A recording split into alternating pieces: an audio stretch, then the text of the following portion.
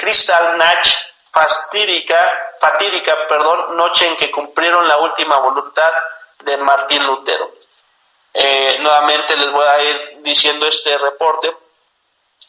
Dice, ¿cómo definir la noche en que los nazis asesinaron a cientos de judíos, destruyeron sus negocios y quemaron la totalidad de las sinagogas de Alemania en la noche del 9 al 10 de noviembre del 38?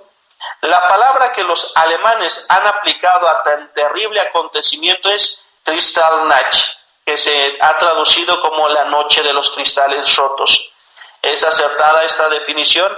Hagamos un poco de historia. No fue casual que los nazis eligieron la noche del 9 al 10 de noviembre de 1938 para cometer su bárbara acción contra los judíos, sus negocios, escuelas, casas e incluso contra sus cementerios. La fecha fue elegida en honor y recuerdo del nacimiento de Martín Lutero, conocido como el padre de la Reforma. En la práctica, Lutero fue el inductor ideológico del nacionalsocialismo nazi, que estaba basado en los escritos antisemitas del mencionado Martín Lutero. En su conocido libro titulado Sobre los judíos y sus mentiras, Lutero vomitó su odio contra los judíos y el judaísmo y toda la relación con su estilo de vida. Los escritos antijudíos de Lutero prepararon la mente de muchos alemanes, no de todos evidentemente, para albergar en sus corazones un visceral odio contra el judaísmo y por tanto contra los judíos. La propaganda antisemita ya estaba diseminada hace mucho tiempo. En la sociedad alemana de la época, los nazis no tenían que esforzarse demasiado e inducir el odio contra los judíos, pues Lutero ya los había adoctrinado durante siglos al respecto. La mal llamada Noche de los Cristales Rotos no hace justicia a lo que pasó aquella aciaga noche. Kristallnacht debería ser conocido como la noche de Lutero, ya que su espíritu fue invocado en aquella satánica noche de muerte y destrucción. El cristianismo no confundir con los cristianos. El cristianismo, no confundir con los cristianos, lleva una marca de sangre imborrable por la eternidad, por el odio inducido generación tras generación como el resultado de millones de judíos asesinados a lo largo de su historia. No podemos olvidar ni ocultar cómo lleva haciendo por el cristianismo por siglos la figura de Martín Lutero como el inductor ideológico del nazismo y colaborador necesario del holocausto nazi, donde, recordemos de nuevo, más de 6 millones de judíos fue vilmente asesinados. La propia Iglesia luterana, en un acto de inusual reconocimiento de culpa, ha rechazado la diatriba antijudía de su fundador Lutero. ¿Será esto suficiente? Me temo que no. Dado la magnitud de tan sangrienta y destructiva actuación de la reconocida Iglesia protestante, que debería reparar dentro de la humanamente posible las atrocidades del tristemente famoso Fray Martín Lutero, la colaboración de las diferentes iglesias cristianas, católicas o protestantes con el nazismo condujo a los judíos a los campos de exterminio nazi. Los propios vecinos cristianos, no todos afortunadamente, los delataban ante las Gestapo, a las SS, para que los detuvieran. La historia es luz para aquellos que quieren ver y ceguera para aquellos que no quieren saber la verdad. Como tú hiciste, se hará contigo dice, como tú hiciste, será contigo. Sentencia la Biblia, la misma que leían los nazis y sus colaboradores. El término atroz se quedó corto para tan descomunal tragedia. Kristallnacht, la noche de los cristales rotos, debe llevar el nombre que le corresponde y define como la noche de Lutero. No se te olvide, recuerda a esta desmemoriada generación. Dice, gracias sean dadas al cielo por los miles y miles de cristianos que aman a Israel como pueblo de Dios y a los judíos como hermanos mayores en la fe.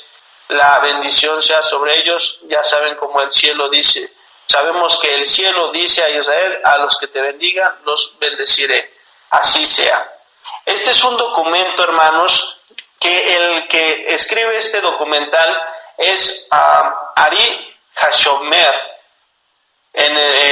Y pues bueno, acerca de estas efemérides, fue dado por José Ignacio Rodríguez, ¿verdad? Y pues se dio y se habló se tomó de lo que eran los judíos, y ellos son lo que es el pensamiento judío, hermanos, hasta el día de hoy.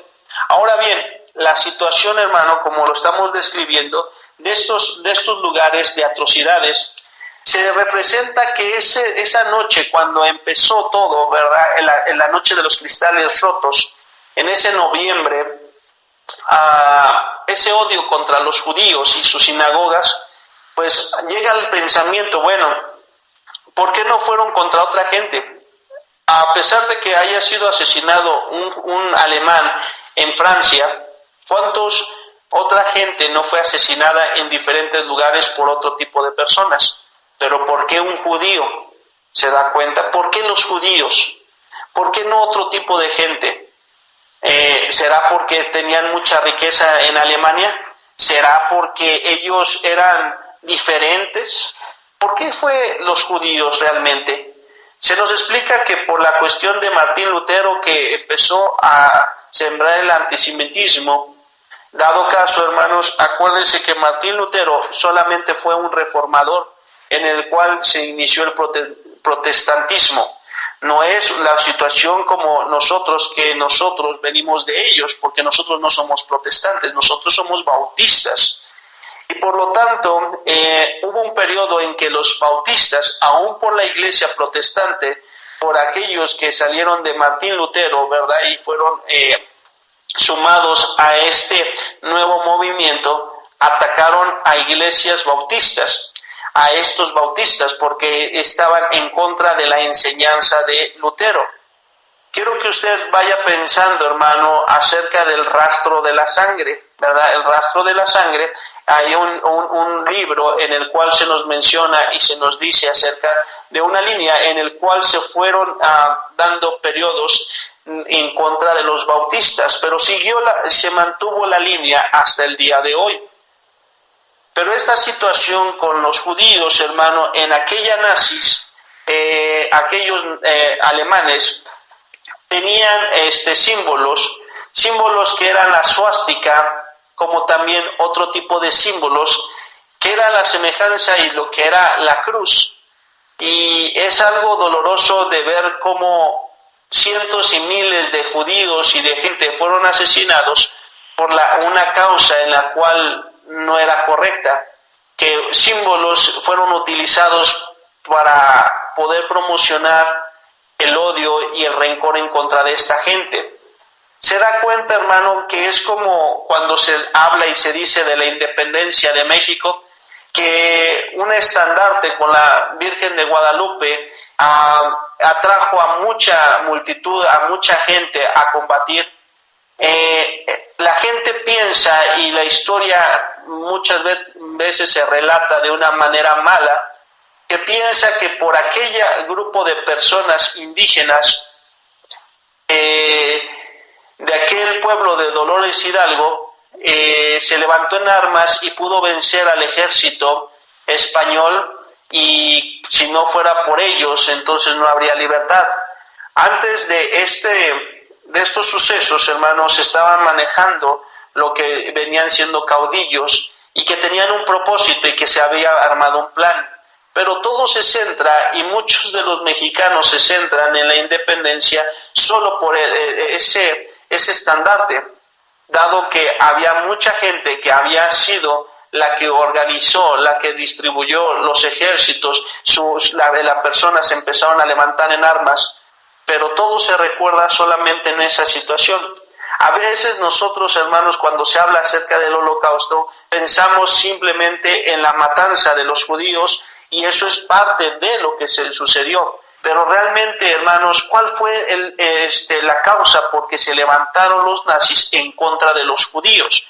¿Cuál fue ese odio canalizado a que murieran tanta gente para que ellos subsistieran? ¿Era una guerra pareja? ¿Realmente los alemanes tenían el poder y tenían la autoridad para conquistar el mundo?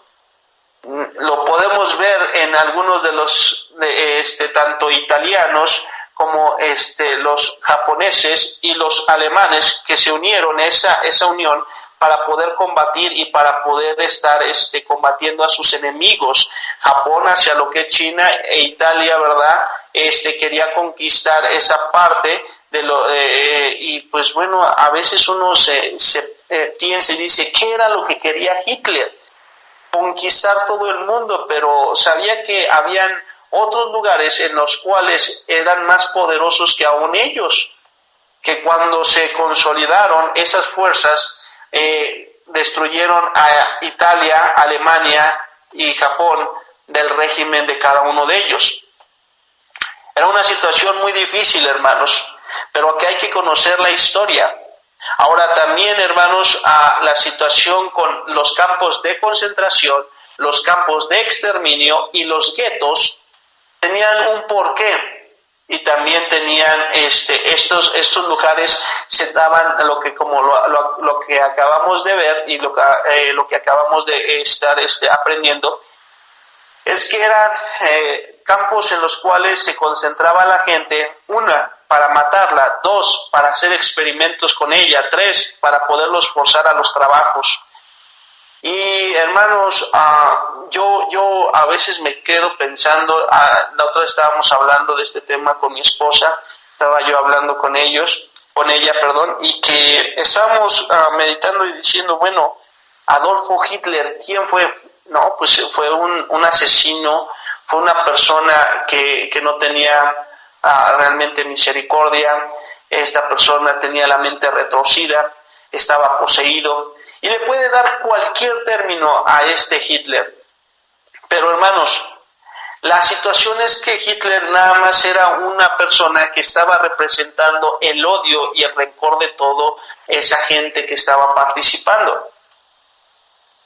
La situación de aquellos médicos, aquella gente, hermanos, que agarraba a niños, a bebés, a mujeres embarazadas, a personas que no tenían por qué realmente estar sufriendo, los agarraban y les practicaban cosas que son abominables, hermanos.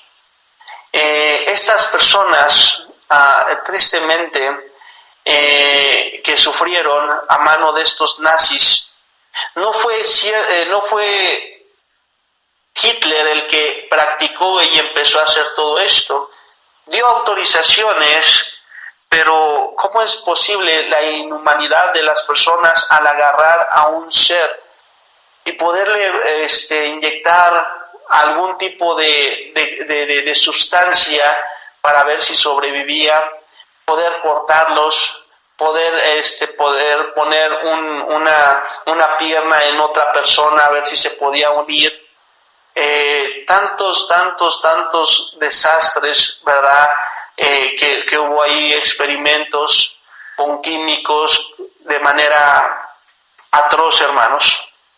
Algo tan perturbador en esos lugares que hasta el día de hoy nos sigue dando un miedo y un temor.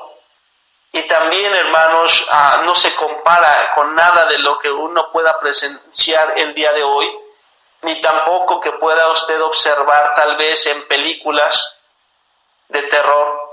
Esto sobrepasa todo eso, porque esto fue la realidad, esto fue lo que realmente se llevó a cabo en un régimen, que la gente, lo único que hacía estas personas, su pensamiento o su manera de ser, lo que ellos iban a realizar, hermanos, era una situación que realmente es deplorable, que usted y yo entendemos la historia, pero no nada más fue un hombre, fue un hombre que se presentó adelante de la gente, pero todas esas personas, aquellos que fusilaban, aquellos que los metían en las cámaras de gases, aquellos que les pegaban para que trabajaran más, aquellos que no les brindaban un plato de comida en los guetos, aquellos que hacían experimento, esas almas podridas de esa gente, hermanos, pues la tristeza es que muchos de esa gente están en el infierno.